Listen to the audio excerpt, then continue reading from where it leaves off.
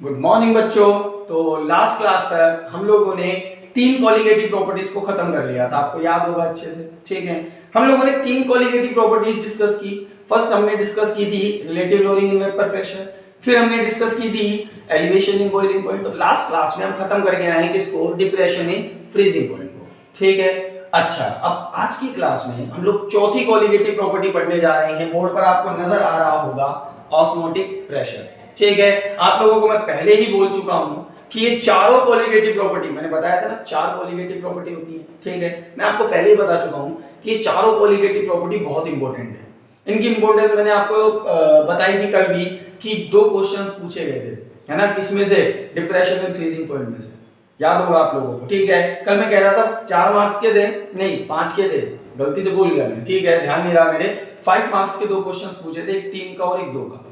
ठीक है, एक क्वेश्चन लास्ट ईयर यानी कि इसी ईयर, है ना, जो पेपर हुआ था सीबीएसई का, उसमें ऑस्मोटिक प्रेशर में से भी क्वेश्चन है और एक बहुत आसान सवाल था, है ना। ऑस्मोटिक प्रेशर जिसको पता है, जिसको फील हो जाता है कि क्या है ऑस्मोटिक प्रेशर, वो उस क्वेश्चन को बहुत आसानी से कर सकता है ना। 2 या 3 मार्क्स का वो क्वेश्चन था। ठीक है, और में आया था, और में मतलब शायद 2 नंबर वाला जो क्वेश्चन था उसके साथ आया था।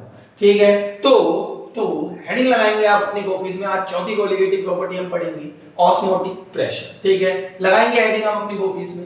अब बेटा हेडिंग तो लगा ली, पर ऑस्मोटिक प्रेशर पढ़ने के लिए आपको थोड़ी बहुत नॉलेज ऑस्मोसिस के बारे में होनी चाहिए। अब बायो वाले बच्चे कहेंगे आता है सर हमें बहुत अच्छे से आता है ऑस्मोसिस, टेंशन मतलब आप तो पढ़ाओ। ऑस्मोसिस की नॉलेज होना बहुत जरूरी है। ठीक है, मैथ्स वालों को थोड़ी दिक्कत आती है इसमें, है ना। बायो वाले बच्चे कह रहे हैं सर कुछ तो हमारे लिए आया, वरना हम तो डिफरेंशिएशन कर करके पागल हुए जा रहे थे, है ना। चलिए तो कोई बात नहीं, आज आपका दिन है ना। तो मैंने क्या कहा, मैथ्स वालों को भी समझ में आएगा, मस्त, कोई दिक्कत नहीं है। हम वापस बताएंगे ऑस्मोसिस क्या होता है। ठीक है, बहुत सारे मैथ्स वाले बच्चों को भी पता होगा, है ना। भेदभाव फैला रहे हो सर आप, समझो देखो आगे मैंने कहा ऑस्मोटिक प्रेशर को जानने के लिए हमें ऑस्मोसिस की नॉलेज होनी चाहिए, और ऑस्मोसिस को जानने के लिए हमें आना चाहिए डिफ्यूजन। क्या आना चाहिए? डिफ्यूजन। इसके बारे में भी हमें पता होना चाहिए। इसके बारे में पता होगा तो ऑस्मोसिस पढ़ पाएंगे, और ऑस्मोसिस पता होगा तो ऑस्मोटिक प्रेशर पढ़ पाएंगे। ठीक है, तो पहले हम बात करते हैं अबाउट डिफ्यूजन, उसके बाद देखेंगे क्या होता है ऑस्मोसिस, और फिर देखेंगे क्या होगा ऑस्मोटिक प्रेशर। ठीक है, तो आप साथ साथ हेडिंग लगा दें, सब हेडिंग लगा दें डिफ्यूजन। क्या होता है डिफ्यूजन? पहले मैं डेफिनेशन लिख रहा हूं, सुनो। द नेट मूवमेंट, ध्यान से सुनना, the net movement of any substance, the net movement of any substance, ठीक है, from the region of its higher concentration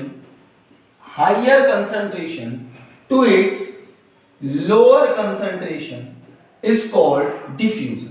ठीक है, क्या लिखा मैंने कि the net movement of any substance, कोई भी सब्सटेंस है उसका उसकी हाइयर कंसंट्रेशन से उसकी लोअर कंसंट्रेशन की तरफ मूवमेंट, नेट मूवमेंट, कैसा मूवमेंट? नेट मूवमेंट क्या कहलाएगा? डिफ्यूजन। सर डेफिनेशन लिख दी, बहुत बढ़िया बात है, समझ में कुछ नहीं आया, समझाएंगे।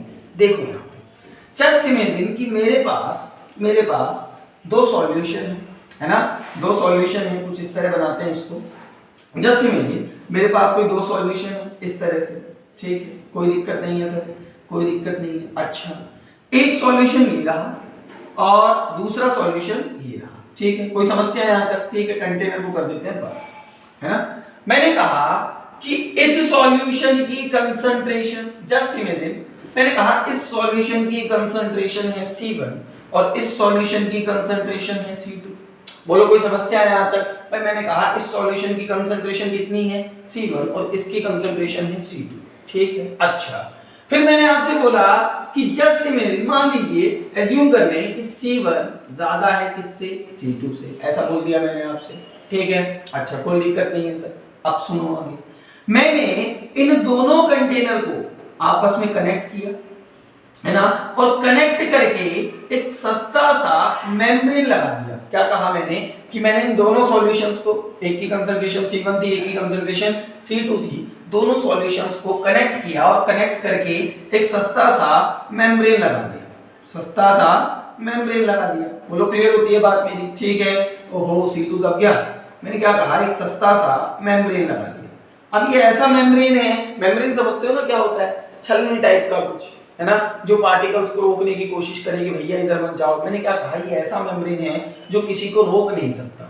क्लियर हो रही है बात मेरी? ये किसी को रोक नहीं सकता। ये कहता है कि अच्छा तू जाना चाहता है तो तू भी चला जा, तू जाना चाहता है तो तू भी चला जा। ये कुछ इस तरह का मेम्ब्रेन। क्लियर हो रही है बात मेरी? सस्ता वाला है ना, गरीब लोग हैं, सस्ता मेम्ब्रेन लगा दिया, कोई दिक्कत नहीं है सर। अच्छा सुनो, मैंने कहा इसकी कंसंट्रेशन C1, इसकी C2, C1 is greater than C2। ये कहानी क्लियर है? अच्छा एक बात बताओ, यहाँ कंसंट्रेशन C1, यहाँ कंसंट्रेशन C2, ये ज्यादा है, सॉल्यूट कहाँ ज्यादा होगा? सर जहां कंसंट्रेशन ज्यादा होगी। अरे कोई भी कंसंट्रेशन टर्म उठा लो, कोई सा भी कंसंट्रेशन टर्म, मैं मोलरिटी उठा लूं, molarity is directly proportional to number of moles of solute, number of moles of solute, ठीक है, divided by volume of solution, या इनवर्सली प्रोपोर्शनल होगा किसके वॉल्यूम ऑफ सॉल्यूशन। ठीक है। अब एक बात कहां से समझ में आती है सर, जितना ज्यादा सॉल्यूट उतनी ज्यादा कंसंट्रेशन। कोई भी कंसंट्रेशन टर्म उठा लो, अरे मोलरिटी उठा लो, molarity also is directly proportional to number of moles of solute. Mass by mass उठा लो, मास बाय मास परसेंटेज उठा लो, mass by mass percentage is directly proportional to mass of solute. बोलो clear होती है बात मेरी? तो यहां से एक बात क्लियर हो जानी चाहिए आपको कि कोई भी कंसंट्रेशन टर्म है ना, कोई भी कंसंट्रेशन टर्म वो ज्यादा कब होगी जब सॉल्यूट पार्टिकल्स ज्यादा होंगे। बोलो क्लियर है? फिर से मैंने कहा कि इसकी कंसंट्रेशन C1, इसकी C2, सॉल्यूट कहां ज्यादा होगा? हमें पता है C1 is greater than C2, तो सर सॉल्यूट कहां एक्सिस में होगा? यहां पे। ठीक है। हमें पता है कि इस साइड सॉल्यूट कैसा होगा? इन एक्सिस। बोलो क्लियर है बात मेरी? और इस साइड सॉल्वेंट एक्सिस में होगा। बोलो हाँ या ना? अरे भाई ध्यान से सुनो, सॉल्यूट यहां एक्सिस में है, सॉल्वेंट यहाँ कम होगा। क्लियर हो रही है बात मेरी? इनवर्सली प्रोपोर्शनल होता है वॉल्यूम ऑफ सॉल्यूशन। अब वॉल्यूम ऑफ सॉल्यूशन किस पर डिपेंड करेगा? मोस्टली सॉल्वेंट पर। क्लियर है? जितना ज्यादा सॉल्वेंट उतना ज्यादा वॉल्यूम ऑफ सॉल्यूशन और उतनी ही कम कंसंट्रेशन का। क्लियर होती है बात मेरी? ठीक है। अच्छा यानी कि सर सॉल्वेंट कहां एक्सिस में होगा? जहां कंसंट्रेशन कम होगी। ये जो कंसंट्रेशन टर्म है ना, ये सॉल्यूट के लिए बना है। तो बताओ मतलब ये कंसंट्रेशन टर्म है किसको सपोर्ट करता है? सॉल्यूट को। दिमाग में बैठा लेना अच्छे से, है ना? जितना ज्यादा होगा सॉल्यूट उतना ज्यादा होगा किसी सॉल्यूशन का कंसंट्रेशन। क्लियर? जितना ज्यादा होगा सॉल्यूट उतनी ज्यादा होगी सॉल्यूशन की कंसंट्रेशन। क्लियर होता है इतना? बहुत बढ़िया। अच्छा सुनो, तो मैंने क्या कहा, सॉल्यूट यहाँ एक्सिस में होगा। यहाँ कौन एक्सिस में होगा? सर एक्सिस में होगा यहाँ सॉल्वेंट। बोलो क्लियर होती है बात मेरी? ठीक है। अभी मैंने कहा डिफ्यूजन क्या है? मैंने कहा diffusion is the net movement of any substance from its higher concentration to its lower concentration, है ना? मतलब सुनो ध्यान से कि जहां जो ज्यादा है ना, वहां से वो कहां जाना चाहता है? जहां वो कम है उस तरफ। फिर से, जहां वो ज्यादा है वो वहां से किधर जाना चाहेगा? अपने जहां वो कम है उस तरफ। ठीक है। आपको पता है बारिश कैसे होती है? इसी वजह से होती है, डिफ्यूजन की वजह से। इंटरनेट पर देखना, जाके गूगल करना, ठीक है, कि बारिश के होने का रीजन क्या होता है? डिफ्यूजन। क्लियर हो रही है बात मेरी? ठीक है। समझ में आ रही होगी बात? जैसे एक सीधा सा एग्जांपल दो डिफ्यूजन का, 9th क्लास की किताब में छपा हुआ है। क्या कि अगर मैं एक अगरबत्ती जलाऊं कमरे के कोने पर, तो वो उसकी जो स्मेल है, ऑडियो है, वो पूरे कमरे में फैल जाएगी, पूरे रूम में फैल जाएगी। सही बात है? ठीक है।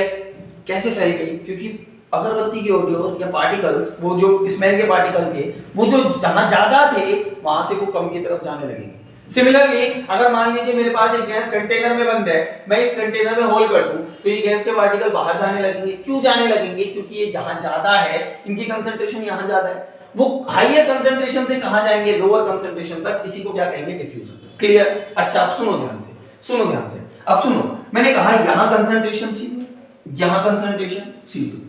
होगा क्या कि यहां पर सॉल्यूट एक्सिस में है, तो सॉल्यूट के पार्टिकल की कंसंट्रेशन यहां ज्यादा है, ए में, ए मान लेते हैं इसको। यहां सॉल्यूट की कंसंट्रेशन ज्यादा है। अब मैंने जो मेम्ब्रेन लगाई है ना, वो सस्ती सी मेम्ब्रेन है, किसी को नहीं रोकती। ये कहती है तेरे को आना है तू भी आ, तेरे को आना है तू भी आ, किसी को नहीं रोकती है। ठीक है।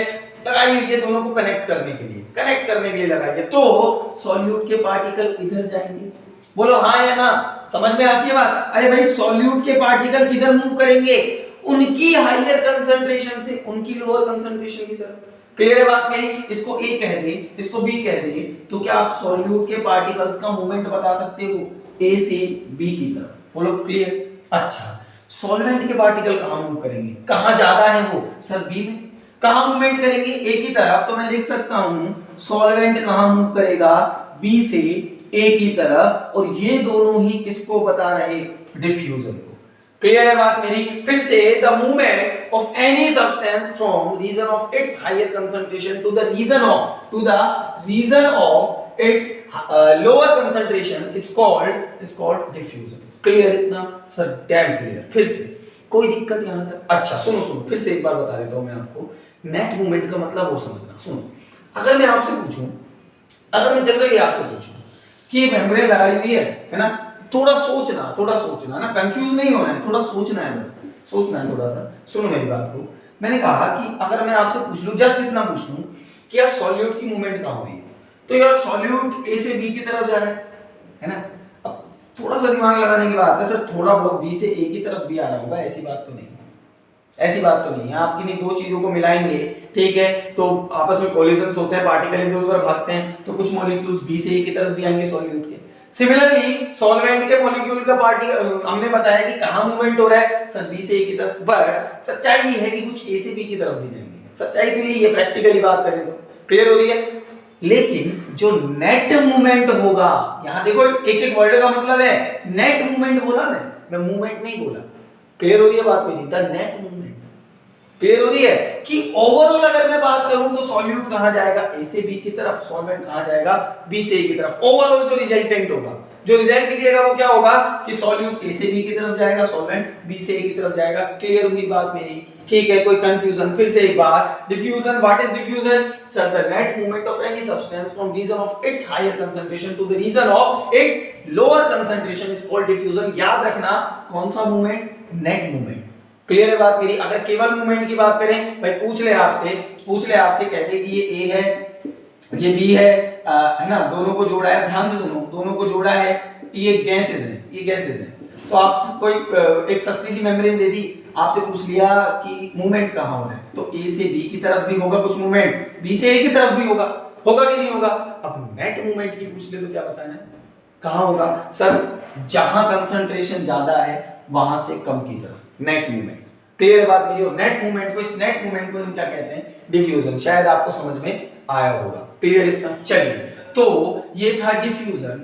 यहां तक शायद आपको कोई प्रॉब्लम नहीं होगी। और अब हम बात करते हैं ऑस्मोसिस के बारे में। शायद हमारी सेल्स वगैरह में भी होती है डिफ्यूजन की प्रोसेस, और ऑस्मोसिस की भी प्रोसेस होती है। अभी समझेंगे इसको भी, है ना, समझेंगे इसको भी। चलिए पहले पढ़ते हैं हम ऑस्मोसिस के बारे में। ध्यान से सुनिए क्या होता है ऑस्मोसिस। ध्यान से वही ले लेते हैं अपन, दो सॉल्यूशन, है ना, ध्यान से समझिएगा, इंपॉर्टेंट है, ध्यान से समझिएगा। मैंने दो सॉल्यूशन लिए, बना दिए भैया, बढ़िया, छोटे बड़े हो गए थोड़े से डब्बे अपने, तो मैंने दो सॉल्यूशन बना दिए, बढ़िया, कोई दिक्कत नहीं है, इसमें बना दिए तो क्या कर सकते हैं।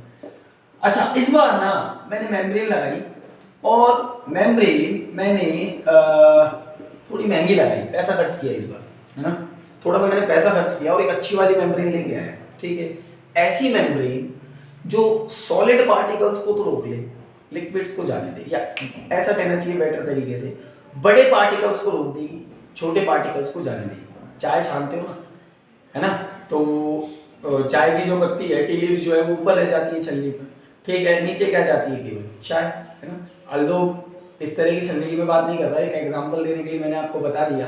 ठीक है, ये मत सोचना कि छलनी जो होती है वो मेम्ब्रेन होती है जो मैं बात कर रहा हूँ ना। फिर से मैंने क्या कहा, मैं इस बार एक बढ़िया छलनी लेके आया, है ना, मेम्ब्रेन लेके आया जो कि बड़े पार्टिकल्स को तो रोक ले, छोटे पार्टिकल्स को जाने दे। ठीक है, अब समझेंगे। ऐसी मेम्ब्रेन को हम कहते हैं सेमी परमेबल मेम्ब्रेन। क्या बोलते हैं ऐसी मेम्ब्रेन को हम? सेमी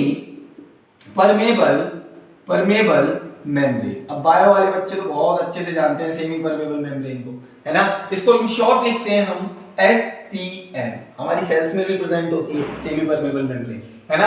एक्चुअली में हमारी जो प्लाज्मा सेल होती है ना, पढ़ा था कभी आपने, सब बच्चों ने पढ़ा था ये कभी, कि हमारी जो सेल होती है उस पर बाहर जो लेयर होती है आउटर कवरिंग, आई थिंक, है ना, जिसको हम प्लाज्मा मेम्ब्रेन भी कहते हैं, वो एक्चुअली में कैसी मेम्ब्रेन है, सेमी परमेबल मेम्ब्रेन। खास बात क्या होती है सेमी परमेबल मेम्ब्रेन की, ध्यान से सुनना, it does not allow heavy particles, ठीक है, हैवी पार्टिकल्स इनसाइड इट। ये खास बात होती है किसकी, सेमी परमेबल मेम्ब्रेन की, मतलब बड़े पार्टिकल्स को रोक देती है, छोटे पार्टिकल्स को जाने देती है। मस्त एकदम, ठीक है। अच्छा, ज्यादातर ये बनती है किसकी, अभी पूछा जाता है बोर्ड में, सेलोपेन की, है ना, या बनती है कॉपर फेरी साइनेट की, कॉपर फेरी साइनेट की, ठीक है। तो याद रखना है। इसके अलावा लिविंग सेल्स में भी बहुत होती है, ठीक है, लिविंग सेल्स में भी जो सेमी परमेबल मेम्ब्रेन है वो पाई जाती है। अल्दो इसका सोर्स क्या है, हमारे लिए इसका सोर्स क्या है, बाहर से सेलोपेन और कॉपर फेरी साइनाइड। ये क्वेश्चन कई बार बोर्ड में पूछा जा चुका है कि सेमी परमेबल मेम्ब्रेन के दो एग्जांपल दो, तो दे सकते हो आप, सेलोफेन दे सकते हो और कॉपर फेरी साइनाइड दे सकते हो। एक पूछता है, दो याद रखें, क्लियर इतना। अच्छा, तो मैंने एक बढ़िया मेम्ब्रेन लगा दी, सेमी परमेबल मेम्ब्रेन। अभी मैंने कहा कि इट डज नॉट अलाउ लिखना था, तो सर ने डज अलाउ लिख दिया। It does not allow heavy particle inside it. Clear हुई बात मेरी, बड़े पार्टिकल्स को नहीं जाने देगी। अब सुनो, मैं मिटा रहा हूं इसको, है ना, ध्यान से सुनते जाना मैं क्या क्या कह रहा हूं। ये क्या है अपना एसपीएम, सेमी परमेबल मेम्ब्रेन। ध्यान से सुनो, ध्यान से। अभी मैंने ये कहा कि यहां पर एक सॉल्वेंट था, उसमें मैंने कोई सॉलिड सॉल्यूट मिलाया, फिर से सॉलिड सॉल्यूट मिलाया, सॉलिड सॉल्यूट, ठीक है। तो इसकी कंसंट्रेशन को मैंने कहा C1, या कह दूं कि ये क्या है, सॉल्यूशन, ठीक है। और यहां पर मैंने लिया केवल सॉल्वेंट, सॉल्यूशन नहीं लिया मैंने, यहां पर केवल क्या लिया, सॉल्वेंट, या आप सॉल्यूशन ले भी लो, ठीक है, कोई दिक्कत वाली बात नहीं है, ठीक है। अभी मैं मान रहा हूं कि जस्ट मैंने यहां क्या लिया, एक सॉल्वेंट, वाटर ले लिया, कुछ और ले लिया, यहां सॉल्यूशन है ना, सॉल्यूशन कैसा, जिसमें एक तो सॉल्वेंट है लिक्विड स्टेट में, साथ में सॉल्यूट है, कैसा सॉल्यूट, नॉन वोलेटाइल सॉल्यूट, कैसा सॉल्यूट, नॉन वोलेटाइल सॉल्यूट। बोलो क्लियर होती है बात मेरी, कोई दिक्कत नहीं होनी चाहिए यहां तक। यहां मैंने लिया सॉल्यूशन, ठीक है, solvent plus non volatile solute से बना हुआ, यहां मैंने केवल क्या लिया, एक सॉल्वेंट, ठीक है। अच्छा, अब मुझे ये बताओ कि सॉल्यूट का कंसंट्रेशन ज्यादा कहां पर है, ये है ए, ये है बी। मैं आपसे पूछूं कि सॉल्यूट एक्सिस में कहां पर है, सॉल्यूट एक्सिस में कहां पर है, आप कहेंगे सर ए, हाँ है ना, एक्चुअली में है ही ए में, बी तो मैंने क्या लिया है, केवल सॉल्वेंट, इसीलिए मैंने C1 और C2 का फंडा ही नहीं रखा इस बार, ठीक है। मैंने केवल आपसे क्या कह दिया, एक तरफ सॉल्यूशन एक तरफ सॉल्वेंट, ठीक है। आप C1 C2 से भी समझ सकते हैं बात, पर यहां से आसानी से समझ में आ जाएगी। फिर से मैंने कहा सॉल्यूट एक्सिस में कहां पर है, ए में, ठीक है। अच्छा, सॉल्वेंट एक्सिस में कहां पर है, सर सॉल्वेंट एक्सिस में है कहां पर, बी में, बल्कि यूं कह दो कि सर सॉल्वेंट की जो कंसंट्रेशन है वो 100% है सर बी में, सॉल्वेंट ही सॉल्वेंट है, ए में तो फिर भी सॉल्यूट है, क्लियर इतना। अच्छा, अब मैं आपसे पूछूं कि सॉल्यूट के पार्टिकल्स का एसपीएम से, फिर से सॉल्यूट के पार्टिकल्स का एसपीएम में से किधर ट्रांसफर होगा, किधर मूवमेंट होगा, वो ए से बी की तरफ जाएंगे, बी से ए की तरफ जाएंगे।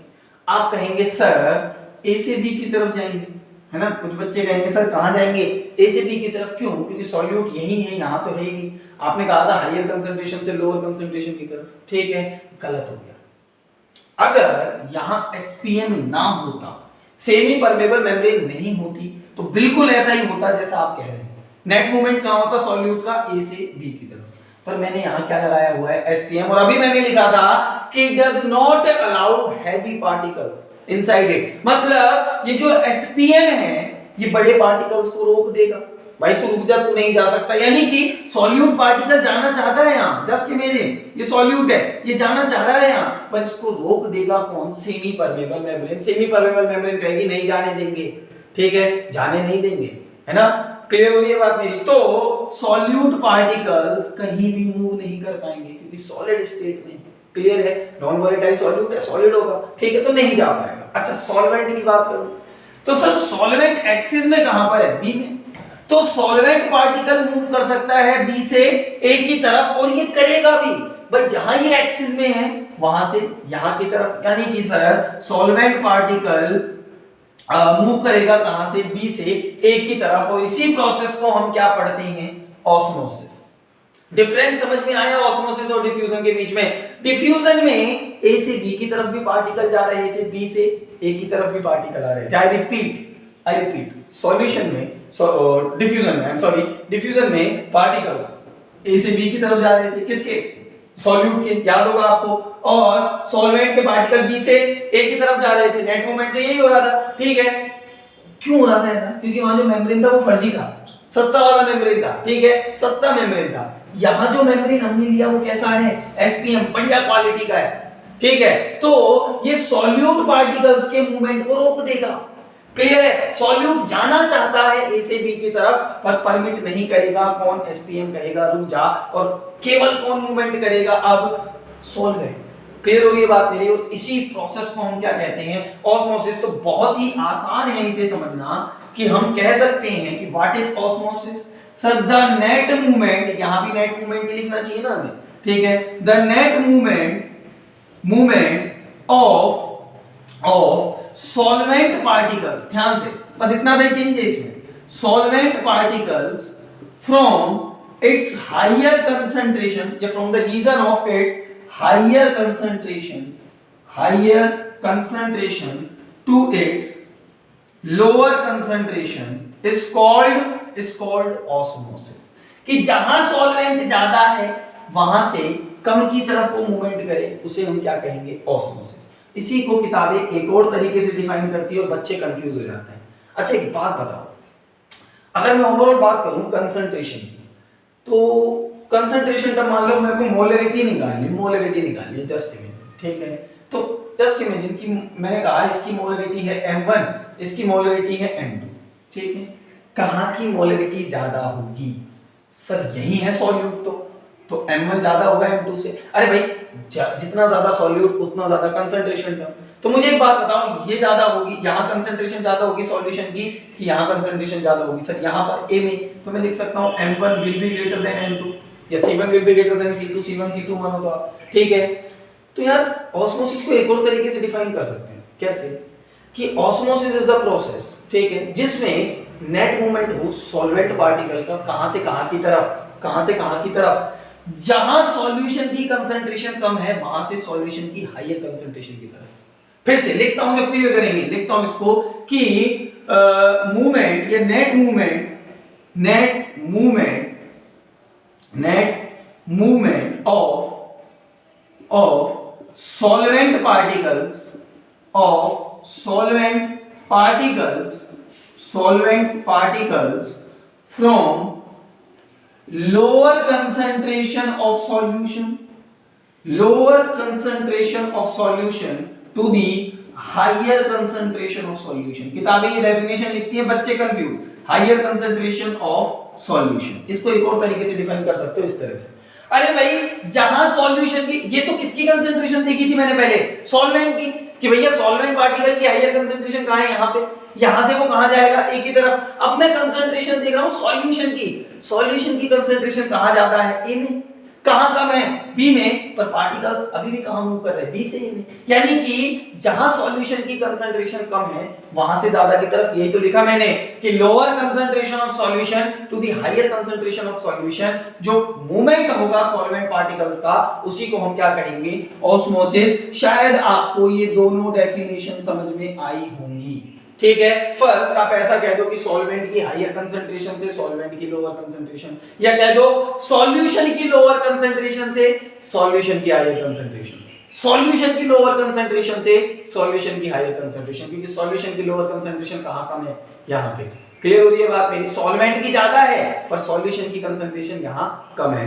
क्लियर हुई बात मेरी? तो ये प्रोसेस कहलाती है ऑस्मोसिस। ध्यान रहे ऑस्मोसिस केवल तब होगा जब मेम्ब्रेन कैसी हो? Semi permeable membrane. Semi permeable membrane, semi मतलब आधा, जो कुछ को जाने दे, कुछ को रोक दे, सॉलिड को रोक दे, लिक्विड को जाने दे, यानी कि नॉन वोलेटाइल सॉल्यूट का जो पार्टिकल्स का जो मूवमेंट था वो अब बंद हो जाएगा। Through the SPM they can't move.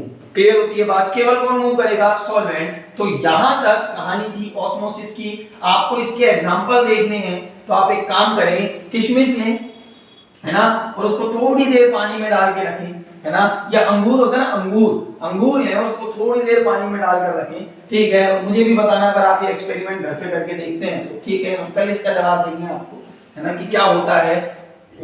देखना किशमिश पिचक जाएगी या फूल जाएगी, कुछ ऐसा होगा, या अंगूर पिचक जाएगा या फूल जाएगा, देखना करके, ठीक है, पता लगेगा।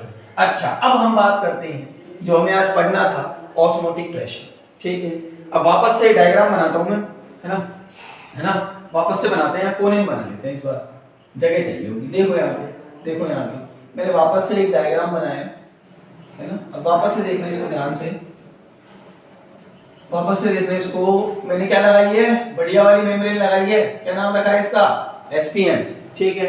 यहाँ पर क्या लगाया, यहाँ पर सॉल्यूशन लिया, ठीक है, क्या है ये, सॉल्यूशन, ठीक है, और यहाँ केवल क्या लिया मैंने, सॉल्वेंट, यहाँ केवल क्या लिया मैंने, सॉल्वेंट, कोई दिक्कत नहीं होगी आपको, ठीक है। अरे वही कर रहा हूँ जो पहले किया था। अब आप लोगों को सबको पता है, जस्ट इमेजिन ये है ए और ये है बी, आप लोगों को सबको पता है कि सॉल्वेंट पार्टिकल मूव कहां करेगा, सॉल्वेंट का मूवमेंट कहां होगा सर, बी से ए की तरफ, बोलो हाँ कि ना, बिल्कुल होगा सर, इसमें हमें कोई शक नहीं है, कहां होगा, ओवरऑल मूवमेंट बी से ए की तरफ, ठीक है। अच्छा, अब मैंने पता है क्या किया, मेरा पता नहीं क्यों दिमाग खराब हुआ, मैंने कहा एक काम करते हैं, ये जो दादा बन रहा है ना सॉल्वेंट, इसको बताते हैं, कैसे बताएंगे। मैंने एक पिस्टन लिया, इसको यहाँ लिख देते हैं, मैंने एक पिस्टन लिया, ठीक है, पिस्टन क्या काम आता है जानते हो ना, प्रेशर लगाने का काम आता है। मैंने एक पिस्टन लिया और इस पिस्टन से कुछ प्रेशर लगाना शुरू किया ओवर सॉल्यूशन साइड, कहां पर, सॉल्यूशन साइड, ठीक है, ध्यान से मैंने प्रेशर लगाना शुरू किया, प्रेशर लगाना शुरू किया। अब सॉल्वेंट के पार्टिकल मूव कर रहे थे, सेमी परमेबल मेम्ब्रेन से आ रहे थे, ठीक है, मैंने प्रेशर लगाना शुरू किया, तो बहुत सीधी सी बात है कि जो सॉल्वेंट पार्टिकल का मूवमेंट हो रहा है ना बी से ए की तरफ, ये कुछ धीमा पड़ जाएगा फिर से। अरे भाई मैं इधर प्रेशर लगा रहा, आराम से मस्त प्रेशर लगा रहा हूँ, इधर लगाया जा रहा हूँ, बढ़िया प्रेशर लगा रहा हूँ, कोई दिक्कत नहीं है ना। अब जैसे जैसे मैं प्रेशर लगाऊंगा वैसे वैसे यहां से जो पार्टिकल का मूवमेंट हो रहा था, किसके पार्टिकल का, सॉल्वेंट पार्टिकल का, वो धीमा पड़ जाएगा, अरे जगह कम होती जाएगी। क्लियर हो रही है बात मेरी, पार्टिकल पास आते जाएंगे तो ये मूवमेंट कम होता जाएगा, ठीक है। फिर भी मैं नहीं माना, मैंने और प्रेशर लगाया, लगाता गया, और तब तक लगाता गया जब तक सॉल्वेंट पार्टिकल का मूवमेंट बंद नहीं हो गया थ्रू दी एसपीएम। नहीं आई सर बात समझ में, अरे सोचो यार, आपके पास दो सॉल्यूशंस हैं, जस्ट इमेजिन, या एक सॉल्यूशन और एक सॉल्वेंट है, जस्ट इमेजिन, आंखों में पिक्चर बननी चाहिए, है ना, आंखों में पिक्चर चलनी चाहिए कि हाँ आप लेबोरेटरी में हैं, एक्सपेरिमेंट कर रहे हैं, तब क्लियर हो जाएगा, जिंदगी भर नहीं भूलोगे ऐसे। फिर से सुनो, मैंने कहा एक मेरे पास कंटेनर ये रहा, दूसरा कंटेनर ये रहा, दोनों को किससे कनेक्ट किया, एसपीएम से, ठीक है। एक में था सॉल्वेंट, एक में था सॉल्यूशन, ठीक है। हमने अभी पढ़ा कि सॉल्वेंट से सॉल्यूशन की तरफ मूवमेंट हो रहा था पार्टिकल का, सब बढ़िया हो रहा था, कोई दिक्कत नहीं आ रही थी, ठीक है। अब मैंने क्या किया, सॉल्यूशन की साइड, किस साइड, सॉल्यूशन, ये सॉल्यूशन है सॉल्वेंट है, सॉल्यूशन की साइड कुछ प्रेशर लगाना शुरू किया, जो ये मूवमेंट हो रहा था, ये देखो पहले मस्त हो रहा था, आराम से मस्त हो रहा था। अब ये जब मैंने प्रेशर लगाना शुरू किया तो जैसे जैसे मैं प्रेशर इंक्रीज करूंगा वैसे वैसे मूवमेंट धीमा पड़ता जाएगा, पहले तेज हो रहा था, धीमे धीमे जाएगा। क्लियर हो रही है, क्योंकि यहाँ प्रेशर बढ़ रहा है, ठीक है। और एक प्रेशर आएगा जब ये मूवमेंट रुक जाएगा, किसका, सॉल्वेंट पार्टिकल का, एक पर्टिकुलर प्रेशर पर ऐसा होगा, हाँ या ना भाई, प्रेशर लगाता गया, एक पर्टिकुलर प्रेशर आएगा जब ये मूवमेंट रुक जाएगा, और उसी पर्टिकुलर प्रेशर को हम क्या कहते हैं, ऑस्मोटिक प्रेशर। तो क्या है ऑस्मोटिक प्रेशर, द प्रेशर जो रोक दे किसको, सॉल्वेंट पार्टिकल की मूवमेंट को या ऑस्मोसिस को। क्लियर है बात मेरी, ठीक है। किताबें क्या लिखती हैं, ध्यान से देखो, किताबें क्या लिखती हैं, द एडिशनल प्रेशर या एक्स्ट्रा प्रेशर, ये भी लिख देती हैं, the additional pressure exerts of solution side to stop the process of diffusion, osmosis is called osmotic pressure, और इसको अपन लिखते हैं पाई से, हाँ वही पाई, मैथ्स वाला है ना, कुछ तो मैथ्स का लेके आए जब से बायो चल रहा है ना। फिर से सुनो, मैंने क्या कहा, द एडिशनल प्रेशर, और you can say the extra pressure, कुछ किताबें ये लिख देती है, कुछ ये लिख देती है, the additional pressure exert of the solution side, किस साइड लगाया आपने वो प्रेशर? सॉल्यूशन की साइड लगाया, ठीक है। अरे सॉल्यूशन की साइड लगाया कि नहीं लगाया भाई, है ना? Solution side to stop the process of diffusion, I am sorry, osmosis is called osmotic pressure. यहां कुछ प्रेशर लगाया जिससे क्या हुआ, ऑस्मोसिस की प्रोसेस रुक गई और इसको हमने क्या कहा, ऑस्मोटिक प्रेशर पाई। एडिशनल और एक्स्ट्रा, इसका क्या मतलब है सर? अरे यहाँ कुछ प्रेशर एटमॉस्फेरिक प्रेशर भी लग रहा होगा, एटमॉस्फेयर का भी कुछ प्रेशर लग रहा होगा, उसके अलावा जो प्रेशर आपने लगाया उसको हम क्या कहेंगे, पाई या osmotic pressure. Is it clear? ठीक है, इतना क्लियर हो गया होगा आपको कि क्या होता है ऑस्मोटिक प्रेशर, ठीक है, क्या कहानी है ऑस्मोटिक प्रेशर की। यहां तक शायद आपको कोई दिक्कत नहीं होगी। और मैं फिर कह दूं, इसको किससे डिनोट करते हैं अपन? पाई से, ठीक है। अच्छा, अब सुनो एक्सपेरिमेंटली मैंने ऑस्मोटिक प्रेशर आपको समझाया, अब सुनो ध्यान से। एक्सपेरिमेंटली ऐसा पाया गया, अगर इसके कुछ लॉज है वो हमारे किसी काम के नहीं है ना, तो उनको नहीं पढ़ रहे हैं। अभी ध्यान रखो, एक्सपेरिमेंटली ऐसा पाया गया कि जो ऑस्मोटिक प्रेशर पाई है ना, ये डायरेक्टली प्रोपोर्शनल होता है कंसंट्रेशन ऑफ द सॉल्यूशन। किसकी कंसंट्रेशन की? सॉल्यूशन की कंसंट्रेशन। आई रिपीट, किसके? सॉल्यूशन की कंसंट्रेशन। ठीक है, यहां मान लीजिए मैंने कंसंट्रेशन कहा, इसकी कंसंट्रेशन कितनी है, C, तो पाई डायरेक्टली प्रोपोर्शनल होगा सॉल्यूशन की कंसंट्रेशन। क्लियर है बात मेरी? ठीक है, खुद से फील कर लो, मैं इसको थोड़ा सा समझा देता हूं, है ना, बाकी याद ही रखना है, फिर भी मैं कोशिश करता हूं समझाने की। सुनो एक बात बताओ, यहां कंसंट्रेशन ज्यादा होगी तो क्या होगा सर? यहां कंसंट्रेशन ज्यादा होगी तो सॉल्यूट ज्यादा होगा और सॉल्वेंट कम होगा, है ना? अरे जितनी ज्यादा इधर कंसंट्रेशन होगी उतना कम यहाँ पर सॉल्वेंट होगा, जितना कम सॉल्वेंट होगा उतना ही तेज मूव होगा। किसका? सॉल्वेंट पार्टिकल का, इस साइड से, बी की साइड से, है ना? जितना कम होगा सॉल्वेंट इस साइड, उतना ज्यादा मूवमेंट होगा, तो उतनी ज्यादा मेहनत करनी पड़ेगी ना आपको इसको रोकने के लिए, मूवमेंट को रोकने के लिए, तो उतना ही ज्यादा आपको प्रेशर लगाना पड़ेगा। क्लियर होती है बात मेरी?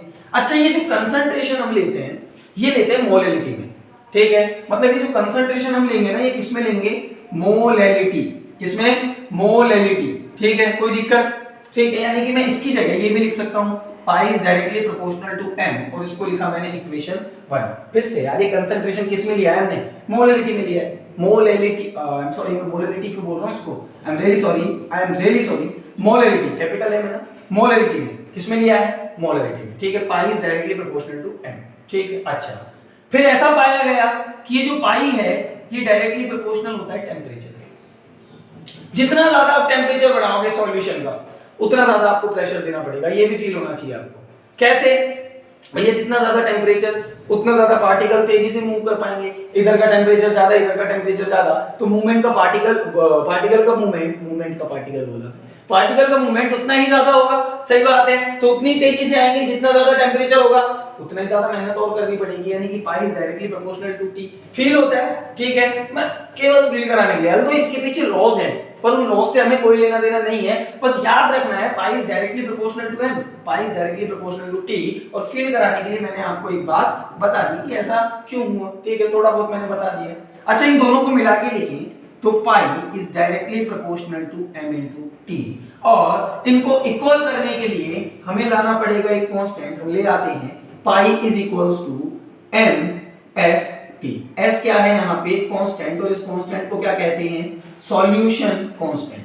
क्या बोलते हैं इसको? Solution constant. बोलो, क्लियर होती है बात मेरी? कोई दिक्कत यहाँ तक? Pi is equals to m s T। अभी देखो आंखें खुली रह जाएंगी आपकी कि ये क्या हो गया।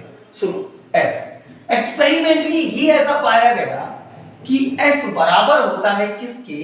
R के। R क्या है? Gas constant. पढ़ा था, R क्या है? गैस कांस्टेंट, और S की वैल्यू उसी के इक्वल आई। फिर से, R क्या है? गैस कांस्टेंट, और S की वैल्यू उसी के इक्वल आई। समझ में आ रही है बात मेरी?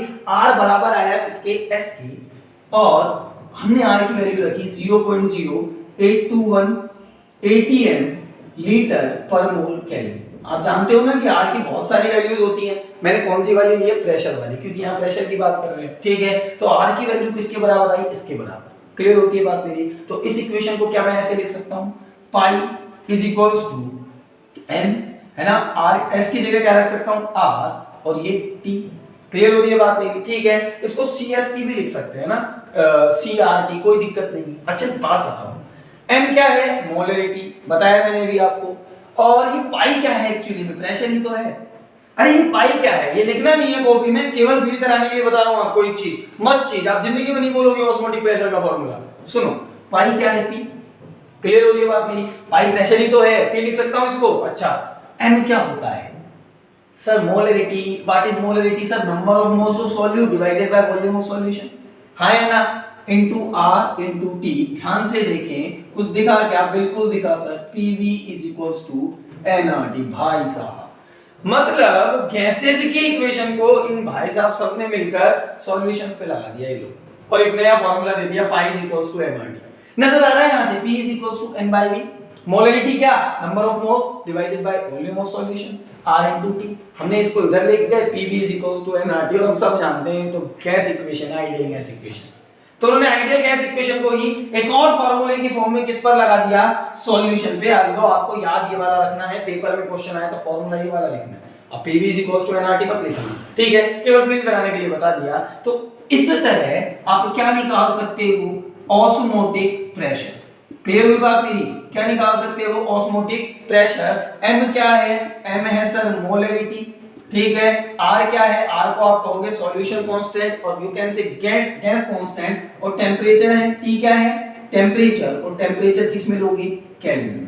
क्लियर है बात मेरी? तो ये फॉर्मूला है ऑस्मोटिक प्रेशर का। शायद आपको ऑस्मोटिक प्रेशर की सारी कहानी समझ में आई होगी, ठीक है। फिर से रिवाइज कर दे। डिफ्यूजन पढ़ा, net movement of particle from their higher concentration to lower concentration. ये सॉल्यूट और सॉल्वेंट मस्त घूम रहे हैं आपस में, है ना, कोई इधर जा रहा है, कोई इधर जा रहा है, कोई इधर जा रहा है। फिर मैंने कहा कि यार इनको तो रोकना पड़ेगा, मैंने एसपीएम लगाया, तो अब मूवमेंट किसका होगा? केवल सॉल्वेंट का। क्लियर है? वो कहां पे कहां से कहां तक? उसकी हायर कंसंट्रेशन से उसकी लोअर कंसंट्रेशन, या सॉल्यूशन की लोअर कंसंट्रेशन से सॉल्यूशन की हायर कंसंट्रेशन की तरफ। क्लियर होती है बात मेरी? मूवमेंट तो होगा किसका? सॉल्वेंट पार्टिकल्स का, उसको ऑस्मोसिस कहेंगे। अब हमने कहा कि यार अगर कुछ प्रेशर लगा दें, है ना, कहां पर? सॉल्यूशन साइड, तो ऑस्मोटिक की ऑस्मोसिस की प्रोसेस रुक जाएगी, और उस प्रेशर को हमने क्या कहा? Osmotic pressure. उसको किसके बराबर निकाला हमने? MRT के बराबर। क्लियर है? ठीक है, तो इतना आप पढ़ें एनसीईआरटी में से। ऑस्मोसिस के बहुत सारे एग्जांपल्स हो सकते हैं जो पेपर में भी पूछे जाते हैं, इसके न्यूमेरिकल्स भी हम लोग करेंगे, बट वो कल की क्लास में, ठीक है। पढ़ाई करें, अच्छे से देख लें एक बार इसको, ठीक है। एनसीईआरटी में से इसको अच्छे से एक बार रिवाइज करें। Thank you.